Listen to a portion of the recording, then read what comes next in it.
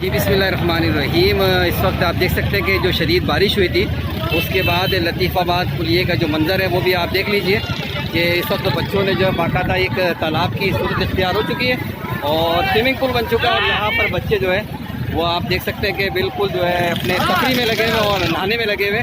और ये आप सारे मनाजिर देख सकते हैं। ये है हमारे निकासी आपका मामला कि अगर तेज़ बारिश ज़रा सी भी पड़ जाए तो सूरत हाल जो होती है वो ये देख सकते हैं कि बच्चे जो है वो बाकायदा स्विमिंग पूल के अंदर नहा रहे हैं। जो है जाओगे भाई, आप जाओगे?